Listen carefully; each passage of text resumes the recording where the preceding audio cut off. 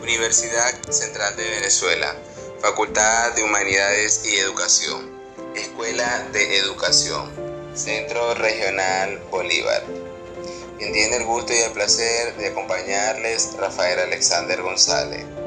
Y envío especial saludo a la profesora de la cátedra.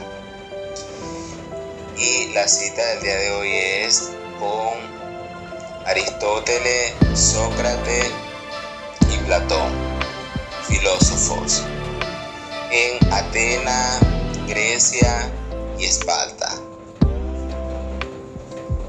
Filosofía es una disciplina que se originó en la antigua Grecia, en Asia Menor, que significa amor a la sabiduría. Se encarga de estudiar las cuestiones básicas y más profundas del universo y la existencia humana. Sócrates fue maestro de Platón y Platón fue maestro de Aristóteles.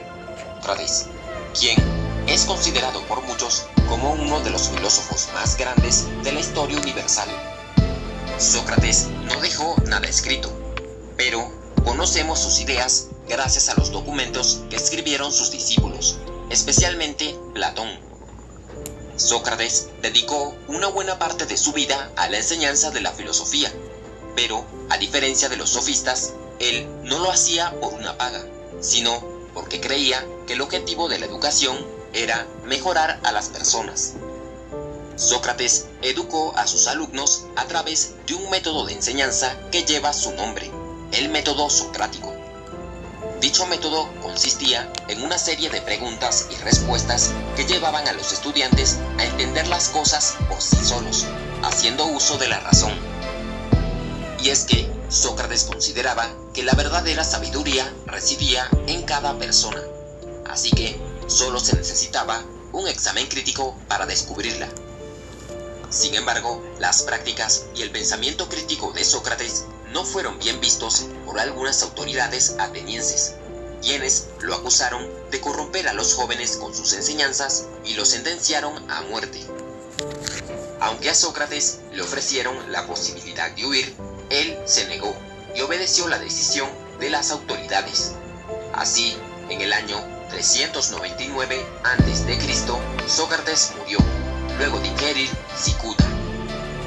Uno de los discípulos de Sócrates fue Platón, quien, para muchos, es el filósofo más destacado de toda la historia.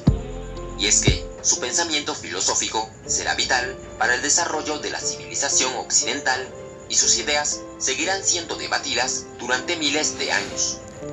Uno de los temas que preocupaba a Platón era conocer cuál era la esencia del mundo real.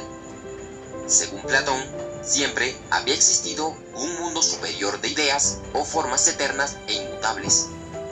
Dichas formas ideales constituyen la realidad y solo pueden ser aprendidas por una mente entrenada por medio de la filosofía. Así que, para Platón, los objetos que percibimos con nuestros sentidos eran simples reflejos de las formas ideales. Aparte, Platón reflexionó acerca de la política y los gobiernos. Él criticó al modelo democrático que existía en la Atenas de su época, pues creía que el gobierno ideal no era la democracia, sino uno encabezado por gobernantes filósofos, ya que estos eran los que estaban capacitados para tomar las mejores decisiones. Por otro lado, Platón fundó una escuela filosófica en Atenas conocida como la Academia. Allí estudió uno de sus discípulos, Aristóteles, quien, al igual que su maestro, se convertiría en uno de los filósofos más destacados de la antigua Grecia. Aristóteles estaba de acuerdo con algunas de las ideas de su maestro, pero no aceptaba la teoría de las formas ideales de Platón, pues estaba convencido de que la forma y la materia eran inseparables.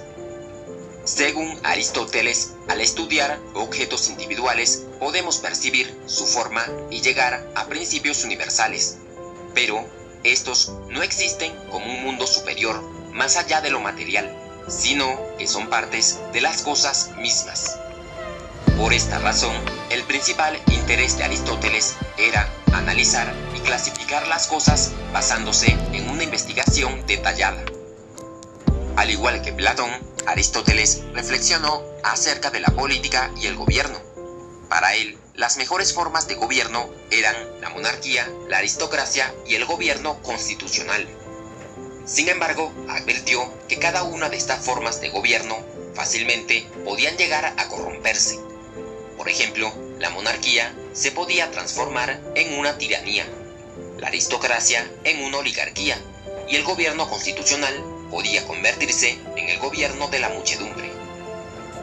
Y uno de ellos, como lo acabé de mencionar, es que la educación debía formar gobernantes justos y equitativos. Y también debía formar unos ciudadanos preocupados por la situación social de su comunidad, para que ésta fuera de igual forma justa y equitativa con los ciudadanos más pobres de la sociedad griega. Y también Platón estaba preocupado porque la educación formara ciudadanos libres y ciudadanos que se enfocaran en construir una comunidad libre y una comunidad justa y una comunidad equitativa.